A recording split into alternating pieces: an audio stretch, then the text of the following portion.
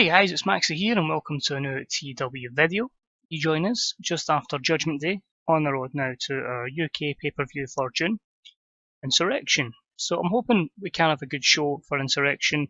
A lot of the Raw side of the card is built up over the course of today's show, because it is only a 2-week turnaround, so I wanted to get as much of the card put together as possible. Overall, quite happy with what the pay-per-view plan card is, but we'll see. Small disclaimer for this video, this is the first one I'm recording with my new monitor, so the resolution obviously is a lot different, the screen's a lot bigger because I had a very outdated monitor, so there might be a little bit off in terms of how it looks. It might be sorted, I don't know.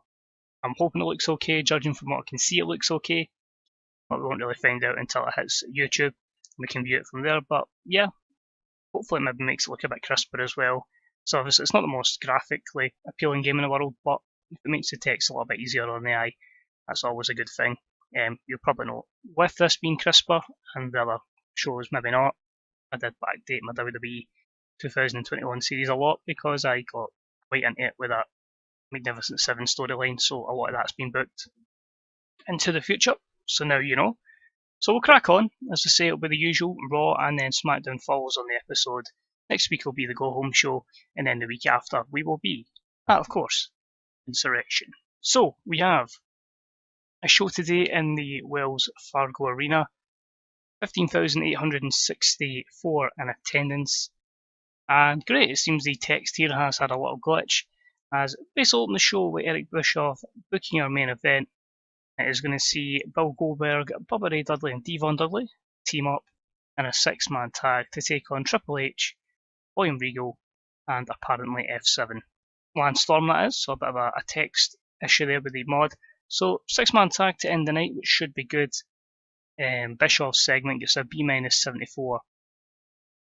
The tag title storylines gains a bit of heat, probably needs it if I'm being honest. Bischoff came out of this looking excellent, and he had the crowd in the palm of his hand the entire time. So everything's good there.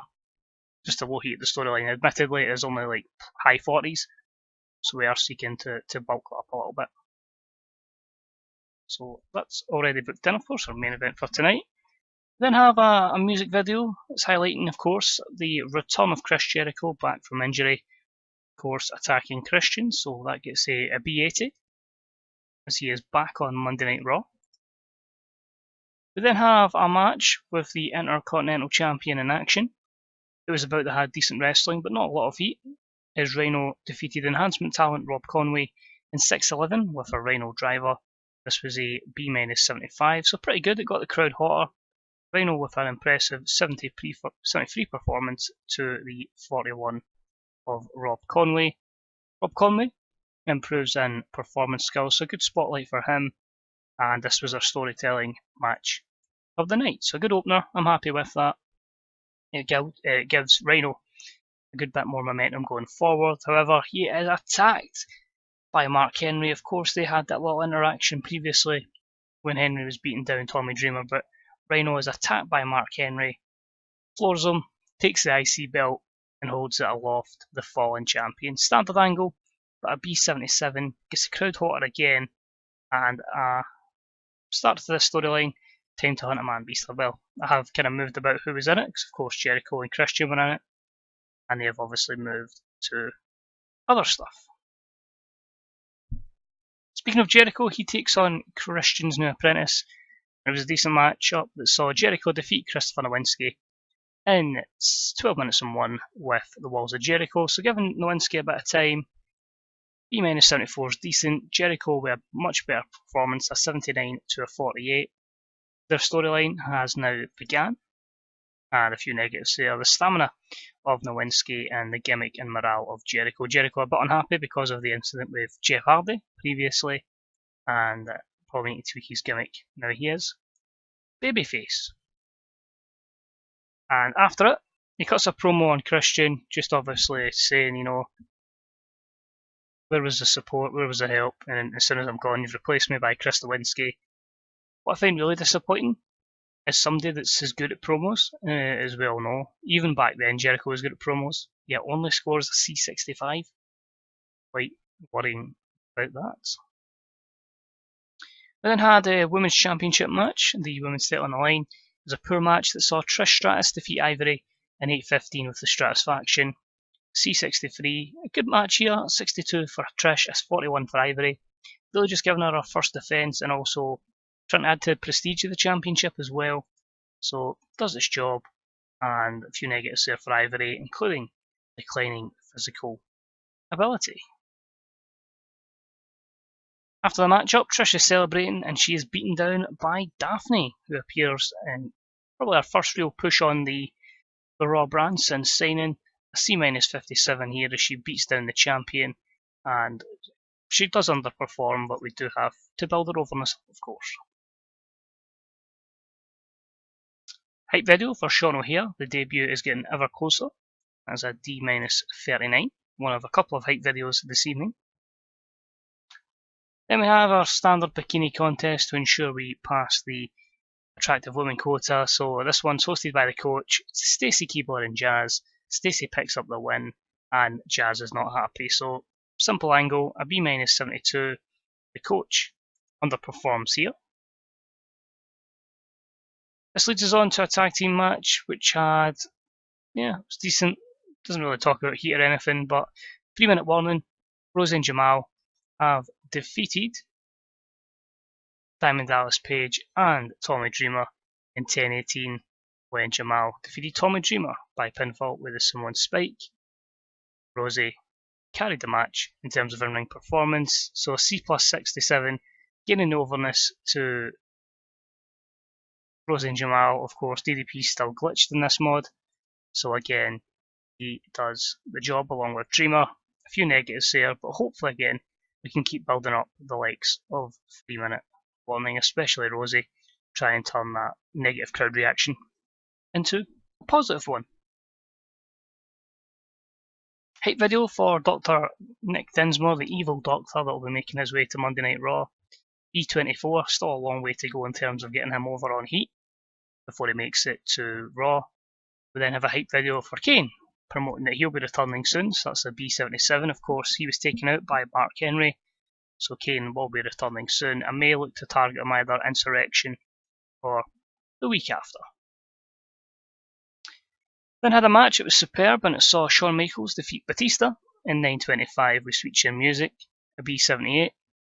I feel it's a matchup that, as I say, can certainly help Batista going forward. The planned feud is Michaels and Nash against Orton and Batista.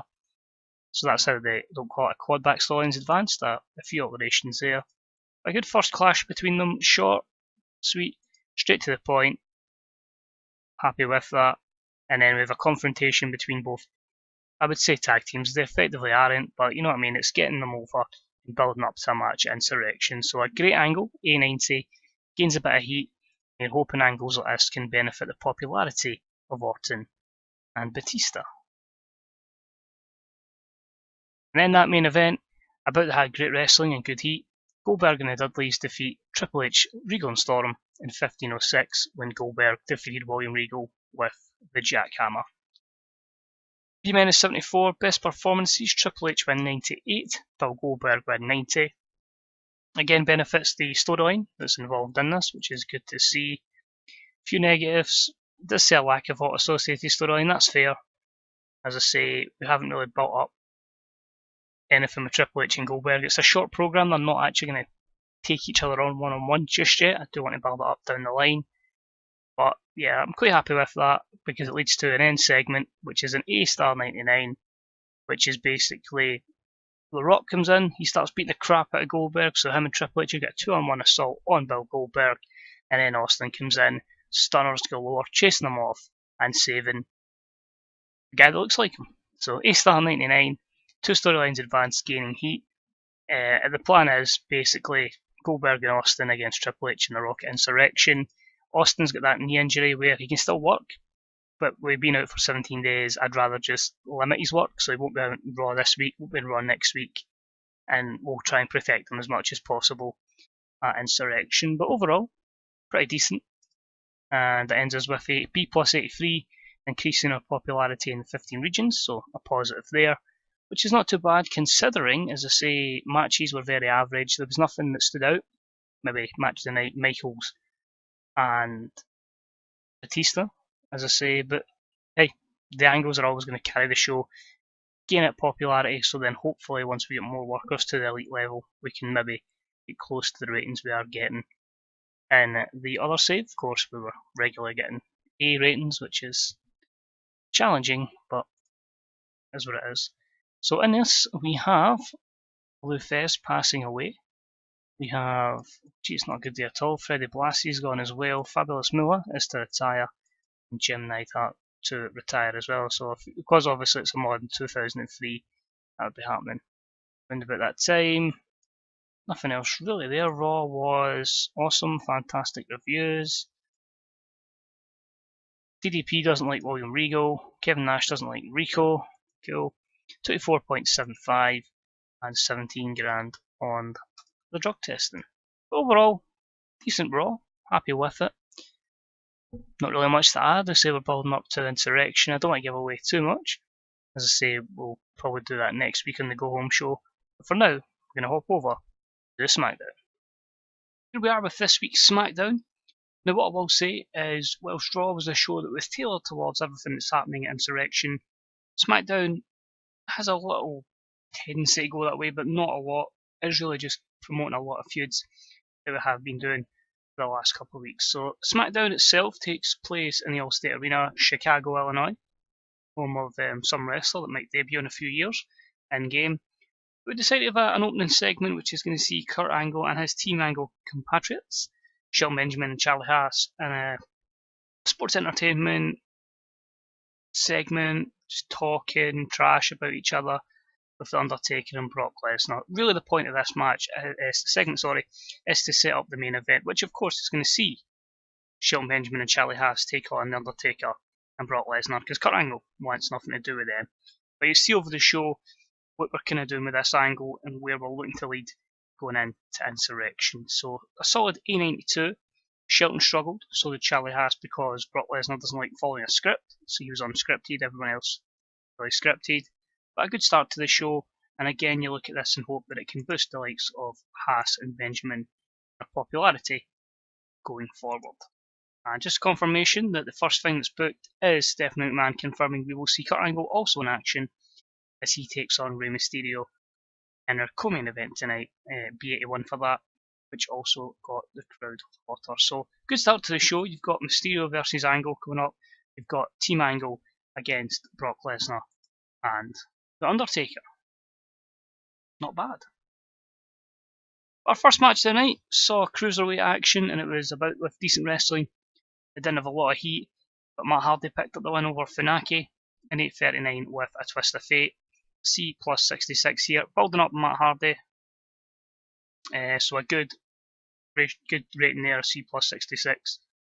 I'm quite happy with that. Matt, as I say, will be one of the guys going forward. I hope there isn't any fallout with Lita and the like, but yeah, pretty much giving him some momentum.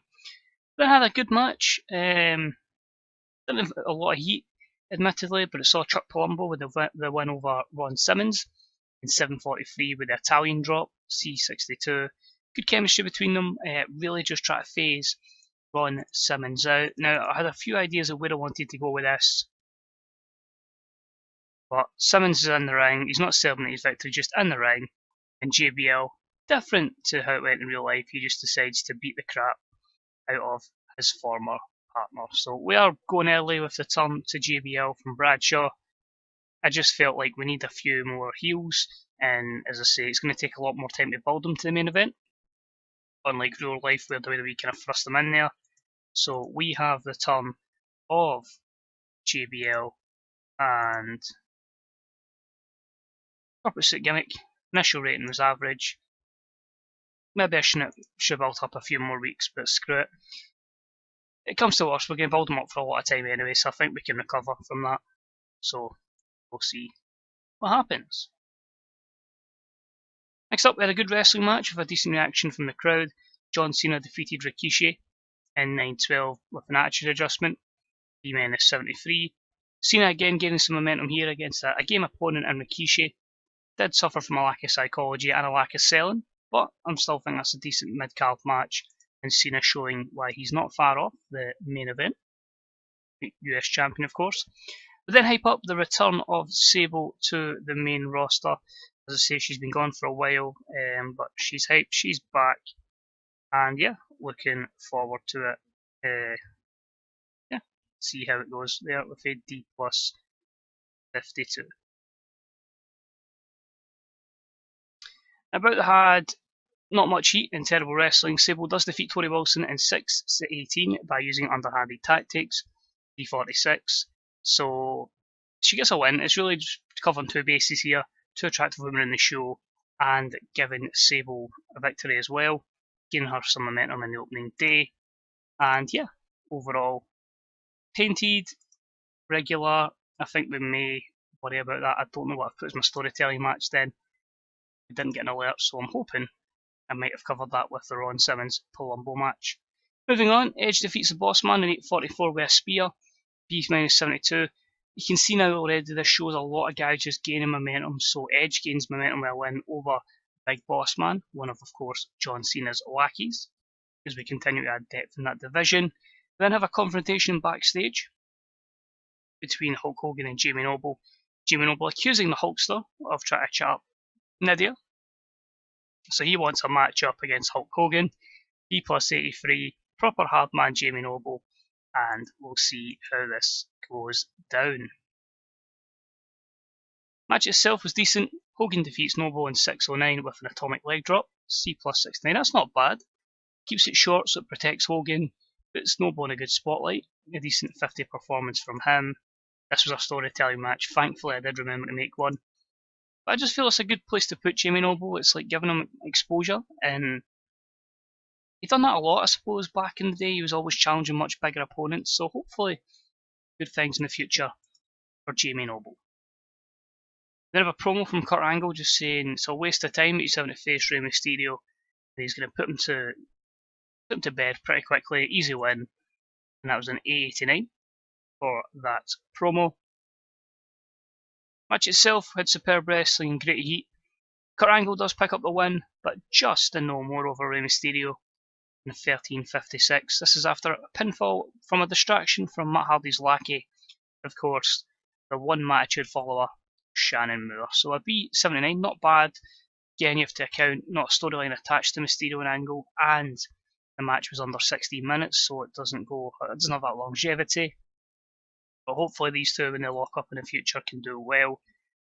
Negatives, short match length, as we've explained, the inconsistency of Kurt Angle, and a lot of things to do with our commentary team.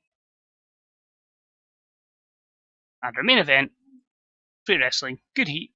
Undertaker and Lesnar dispose of Team Angle 13-12 when Brock Lesnar defeats his former friend from the Minnesota Wrecking Crew, Shelton Benjamin, with an F5. So good match up there. Charlie Haas the weak link. You can see in terms of them ring performances, 92 Lesnar, 95 Undertaker, 59 for Haas, and a 75 for Shelton, and a B78. So interesting, decent main event. And we end the show with a bit of a confrontation between Lesnar and Undertaker, because of course the main prize in this show is the WWE Championship, and Brock Lesnar really wants that championship. So let's have a look. Poor show, B-72. Fans were disappointed that so few storylines were advanced in the show. It's probably on me. I decided to keep a lot of people away from each other, so we lost popularity in 31 regions. I'm not overly too negative though, because as I say, I've got an idea of where I want to go with the show Insurrection, and I'd rather have people gaining popularity away from each other. Because let's be honest, we left out the Guerreros in this show, left out Big Show, Chris Benoit, A-Train, just to name a few people, and a lot of the cruiserweights, Tajiri as well. So I'm not too disappointed. As I say, sometimes I'll make these silly errors in shows, but the bigger picture is we've got a lot of people with momentum, which hopefully can mean a stellar show at pay-per-view. But let us know if you've done that. Occasionally you just completely slip your mind to try to book such a good show that you end up forgetting to add in storylines. So let's see, Benoit, the best technical wrestler, that's fair enough at that time. NHK are unhappy with the quality of SmackDown, that's fair enough. Undertaker, doesn't get Shelton Benjamin doesn't get it. Jamie Noble doesn't get it. And Chuck Palumbo has poor psychology. So 3 people actually done okay on SmackDown. Veterans seem to disagree. So that's going to be it for this week in WWE. As I say, we'll move on from what's happened on SmackDown. Raw will continue and hopefully put us in a good position for Insurrection. Then hopefully SmackDown can follow with a decent card. And of course the show after being the pay-per-view. So as always, thanks for watching. It's much appreciated. Any comments, likes, etc. are much appreciated. Hopefully you'll stay around for some more TEW content. Take it easy. Enjoy the rest of your day. Bye bye.